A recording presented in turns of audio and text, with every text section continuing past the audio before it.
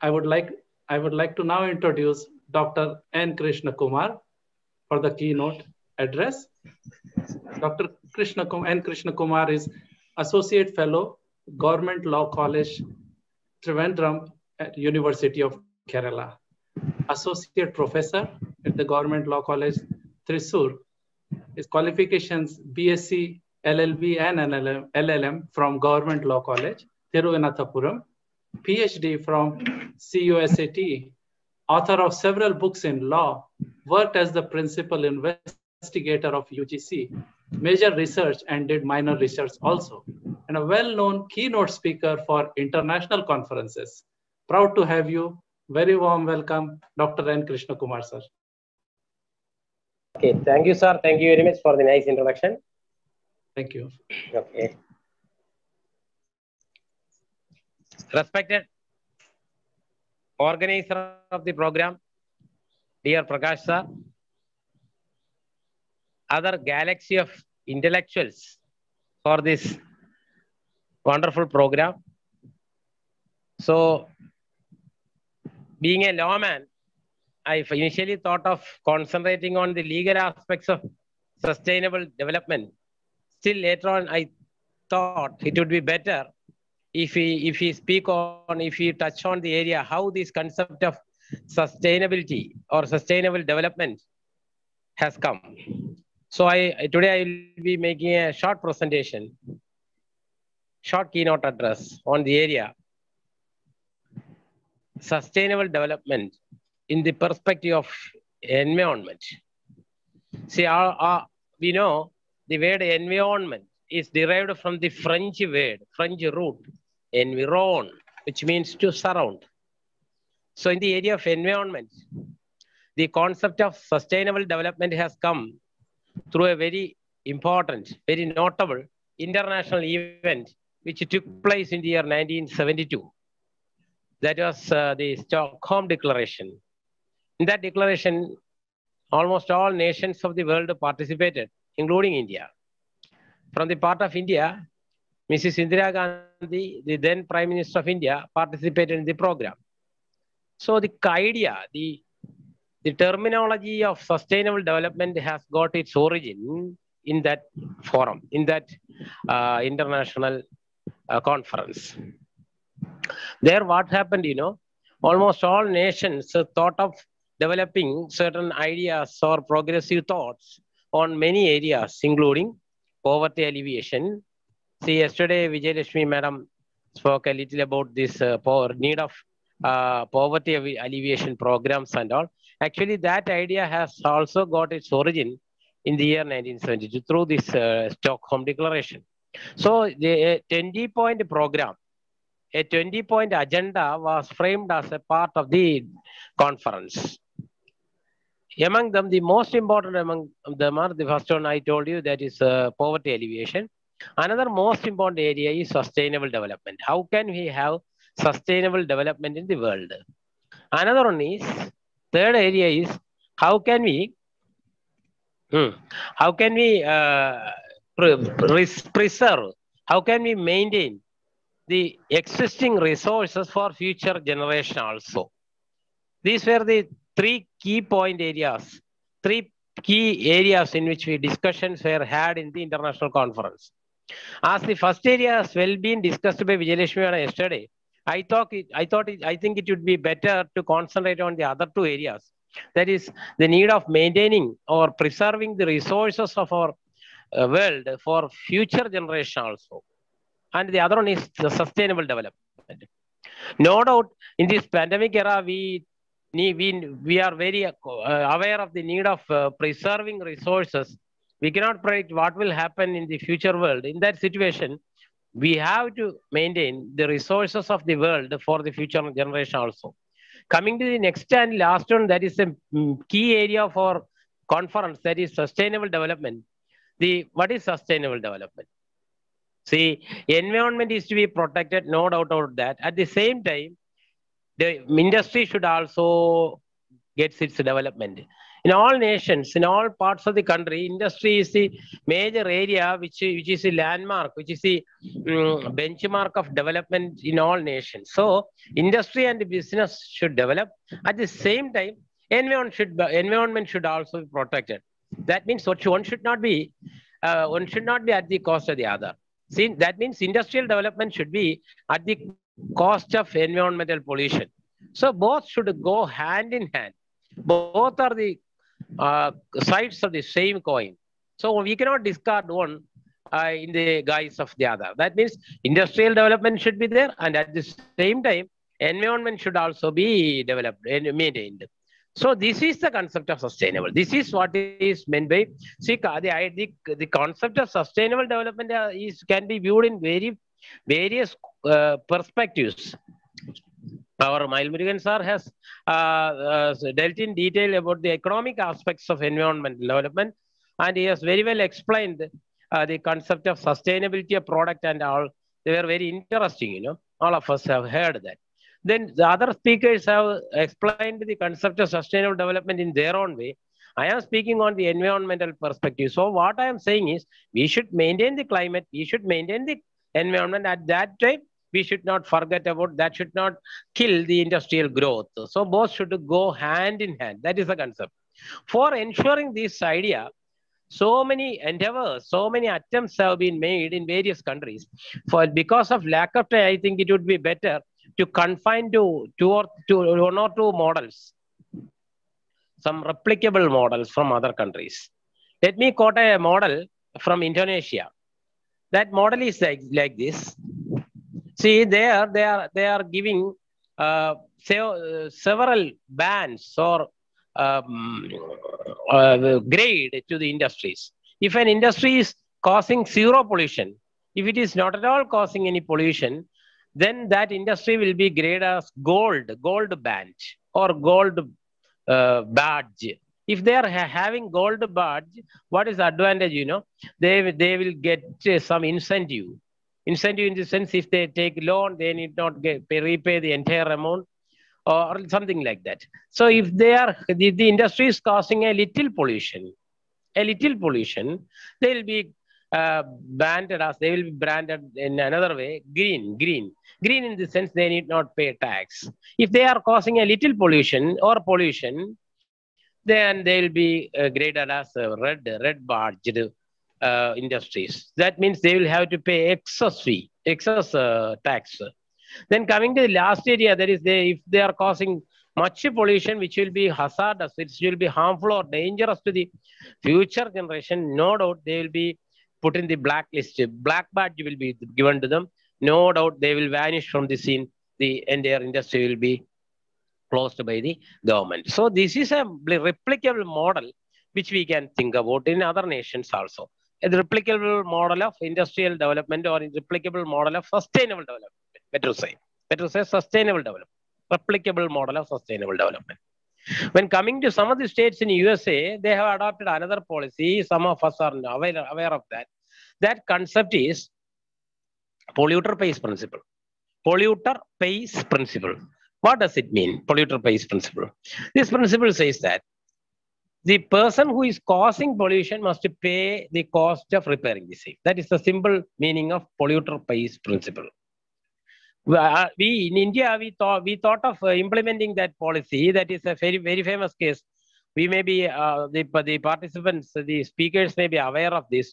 That famous case is MC Mehta versus Union of India. So many cases are there in the name with the name MC Mehta versus Union of India. MC Mehta is a foundation, is an environment protecting foundation, and this foundation, this environment protection forum, they have brought a case before Supreme Court, alleging that the marbles in the Taj Mahal, which is there in Agra, they are ruined by the gas, sulfur dioxide gas, SO2, coming from the nearby factories. That is causing pollution, and that sulfur dioxide gas, when dissolved in water vapor or moisture, that is having some acidic effect of H2SO4, that is sulfuric acid, and that is causing some pollution to the, not only pollution, that is causing some damage to the white color of the marbles in the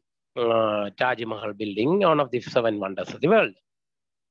When that has been brought to the notice of the Supreme Court, the Supreme Court initially thought of closing those factories, and there was a vehement argument on both sides, on the part of environmental experts and on the part of the industrialists. So environment versus industry. This was the question, which should be given priority. As I told you, in sustainable development means the idea of maintaining both of them. Both of them should go hand in hand. So the industrialists, they placed a formula. They said, we are ready to clean the marbles on a periodic basis by spending our money. That is the idea of this principle. This principle is the principle I have just mentioned. That is polluter pays principle. The other side argued with another principle in sustainable development. That a principle is precautionary principle. Precautionary principle means a principle which says that prevention is better than cure. Instead of repairing the environmental hazardous impact, we should avoid that. Prevention is better than cure. Anyway, the Supreme Court, the apex court of India, was forced to move in the direction of the environmentalist MC Mehta, and the court came to a conclusion that we have to resort to precautionary principle. We should give more importance to precautionary principle rather than the other one, that is sustainable. Sorry, the other one, that is a polluter pays principle. So in India, in the aspects of sustainable development, we are giving much importance. This is a policy, environment policy of India. We are giving more importance to environment rather than industry. So this is a question which should be given more importance in industry or environment. This cannot be answered quickly. It's a question of discussion, debate, and dispute of all times and across the countries. So what I would like to conclude with that is, so we are giving importance to this environment. We certainly have to have in this global the development in the area of this development of during, especially after the pandemic era, we will have to strive a lot for moving ahead. No doubt about that. Okay. So what I am saying is, we should bear in mind these points while we develop policies for future also, which should be given priority, which should be given importance. That is a question. Let it be there. Then let me come to one more point along with that. Who should protect the environment? That is another question we have to bear in mind. Actually, in our paramount law, that is Constitution of India, in Part 4 and Part 4A, in Part 4 and Part 4A, say that. Part 4 means directive principles of state policy. Directive principles of state policy in the sense, there are some principles which the government, the governing mechanism should bear in mind while implementing new laws, by implementing new policy, while implementing new systems. So 4 says, the Article 36 to Article 51 of Indian Constitution speak about these directive principles. And among them, one article, that is Article 48 capital A, that has been introduced in the year 1976, that is 42nd Amendment. Actually, that amendment is also a byproduct of the Stockholm Declaration, which was in the year 1972. That 1972 Stockholm Declaration has got much influence in Indian law. For example, that has influenced our constitution, that is 48A. That has influenced our parliament to make a statute that is a famous statute, Water Prevention and Control of Pollution Act, 1974. Water, one more act is there. Air, within bracket, Prevention and Control of Pollution, bracket close act, 1981. So these acts were the products of the Stockholm Declaration. Anyway, coming back to the mainstream, when we have been discussing about the constitutional provision, Article 48A says it is the duty of the state, it is the bounded duty of the state to ensure that, thank you, sir, to ensure that environment is being protected. environment is being maintained as such. Similarly, there is one more Article 51 Capital which deals with the fundamental duties of Indian citizens. There are 11 fundamental duties. Among them, the seventh one says 51 Capital A within bracket small g. That says we should guard our environment. As citizens, we should protect our environment. So these are these being the constitutional mandates, as well as so many statutes like Environment Protection Act, Water Prevention and Control of Pollution Act, Air Pollution Act. All these acts are there. In spite of these acts, we are not fully succeeding in our mission as well as vision of protecting environment, as envisaged in the Stockholm Declaration through the idea of sustainable development. So now the Apex Court was again forced to formulate another principle through a famous case, that is MC Mehta versus Kamal Nath. The first one was MC Mehta versus Union of India, and this one is MC Mehta versus Kamal Nath. In that case, Supreme Court said, the Supreme Court derived a tool or a mechanism called public trust doctrine. What does it say? Public trust doctrine. We, the people of India, have entrusted, not only people of India, people of the entire world, have entrusted the duty of maintaining the maintaining the environment of the country to the government. So government should ensure that industry should develop, and at the same time, environment is also being protected. That idea is called sustainable development. So government is the recent issue of maintaining that Taj Mahal and India Gate and all the other things are familiar to us. So the idea has given, the doctrine has entrusted the idea of protection of environment to the government. Still, there is a question which we have to think about. So now, for the time being, we are having government, a standard government in all nations. But what will be the future of tomorrow? That is the question before us. So, in that point, let me touch some of the observations by certain authors. See, initially, in the primitive society, there was no government at all. We know that system. Nobody was there to control anybody. Anarchy was there in that system. To quote Hobbes, he writes like this: in that society, nobody was there to control anybody. Might was considered as right. Kill whom you can and take what you can was the slogan of the day. Kill whom you can and take what you can was the slogan of that day. Means you can do whatever you like. Nobody will control you.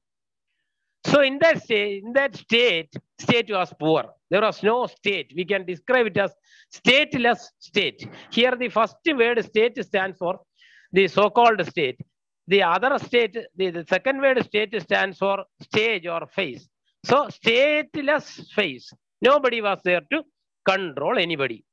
Later on, what happened, we know. See, the idea of police state has emerged. Police, actually the word police, it has got its origin from the Greek word politia. Now we are giving expansion to police like politeness, obedience, loyalty, integrity, courage, and efficiency. This is one version. Anyway, the word police has got its origin from the Greek word politia, which means to control. That means state has got controlling power on all aspects of life. If you want to start a business, if you want to start an industry, if you want to start a new entrepreneurship, the state will have its hold on everything. State, a paternal state, father-like state. It controlled each and every walks of life. Later on, this present state has come. That is nothing but this social welfare state. Social welfare state in the sense, state is a provider and a protector, a maternal state.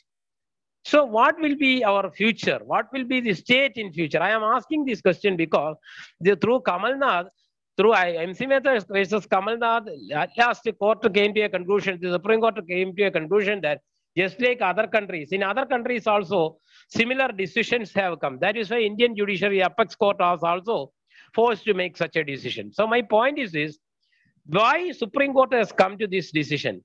It is not a decision of the Supreme Court which has come on a blue moon day. It has come following the decisions in other countries, especially developed countries. It is the duty of the state to protect the environment as well as the industrial field, and so as to ensure the idea of sustainable development.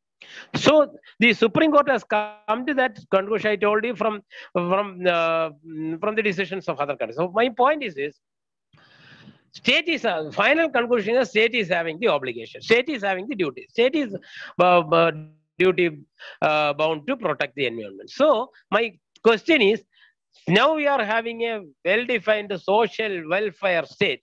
So what will be the future of the idea of state tomorrow? That is the question.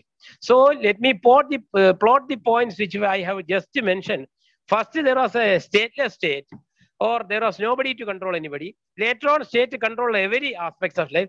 Now we are having social welfare state. And what will be the state tomorrow? That is the question. For the convenience, let us plot like this. Suppose we can imagine this idea through the picture of a clock.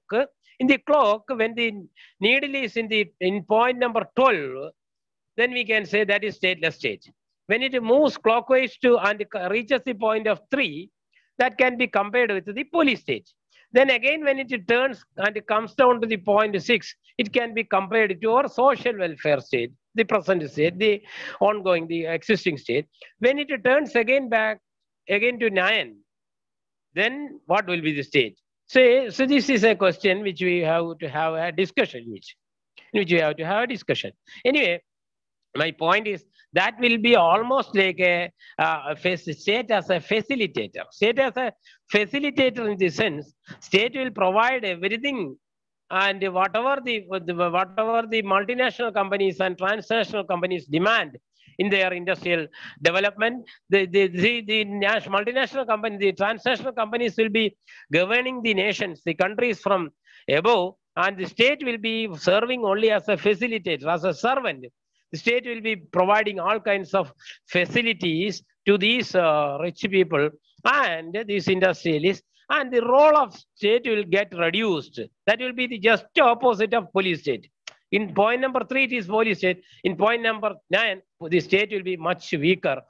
And naturally, that will come back again to point number 12, that is stateless state. So if you think in that fashion, tomorrow, if this idea of state itself vanish away, against whom will we ask for the enforcement of this environment?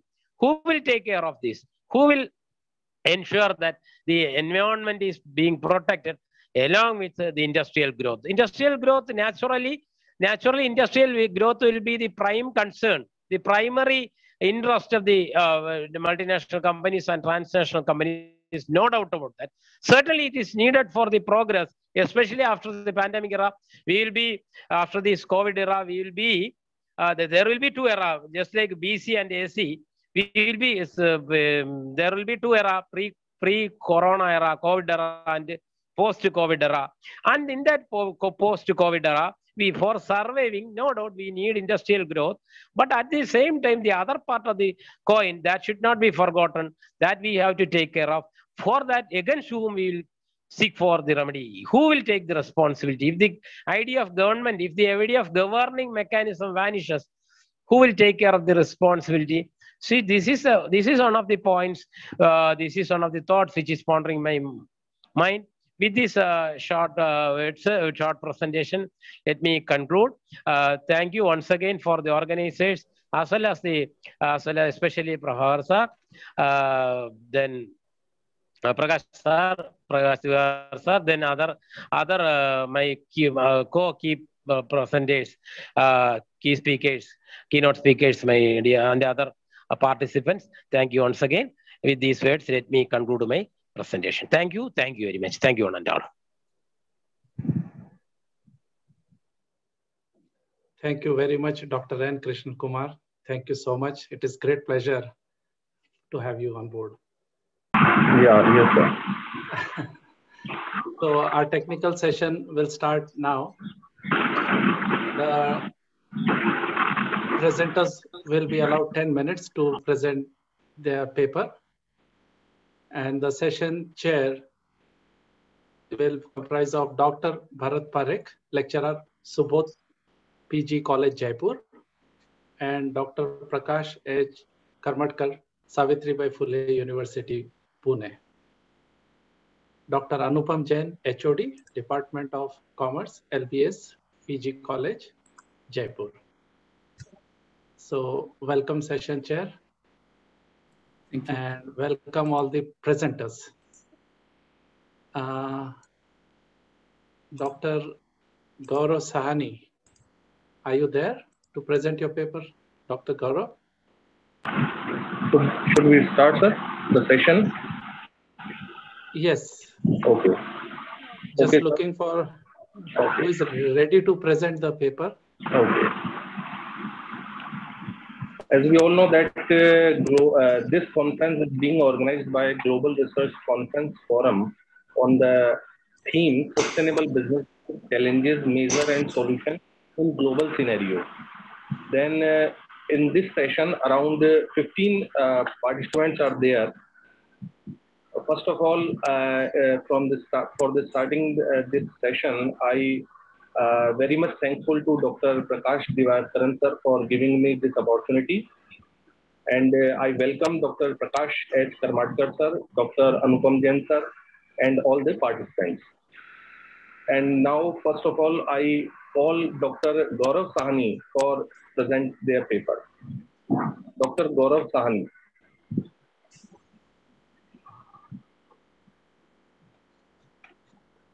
I think he is not a joint. Dr. So Gaurav Sahani. you can call other presenters. Okay. Next, the next participant is Sahil Patil. Sahil Patil, please present your paper.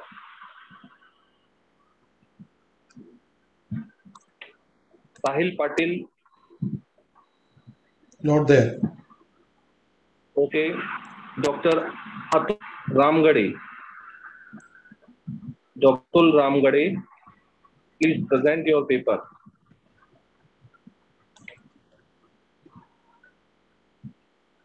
Dr. Atul Ramgade. I think Aniket Joshi is there. So you can start with him. By the time other people will join. Okay. Dr. Nikhil Joshi. Aniket Joshi. Aniket Joshi. Okay. Please present your Aniket Joshi. Good afternoon, sir. Thank you. Good afternoon. Thank you for giving me this opportunity to present my paper, sir. My paper is all about pre and post. My paper is all about pre and post travel element service model for boosting customer satisfaction in airline services.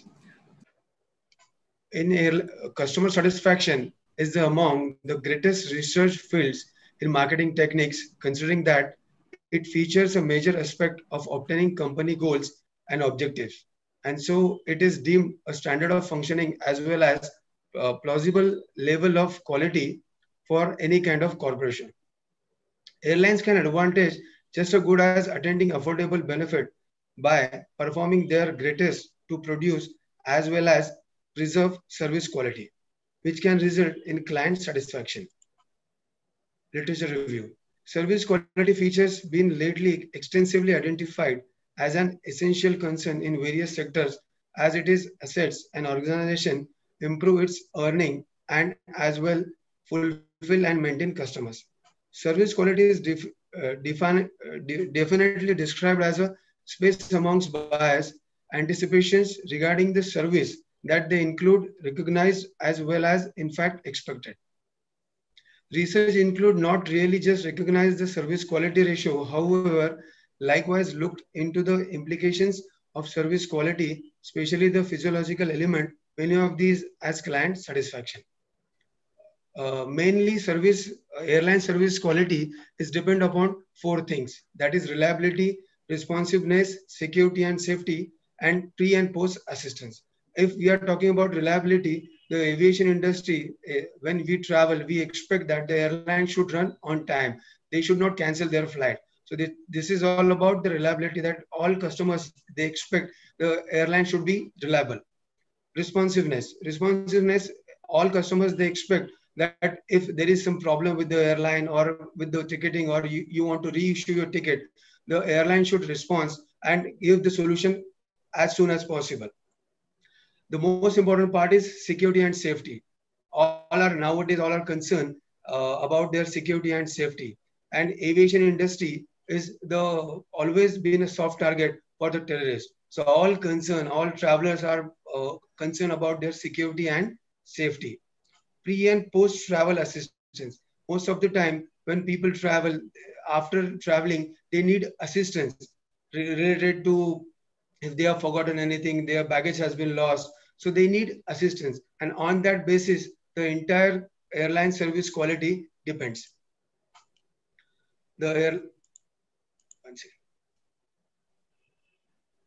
This research empirically discovered that the service quality as well as recognized importance straight impact customer satisfaction. Thank you, sir.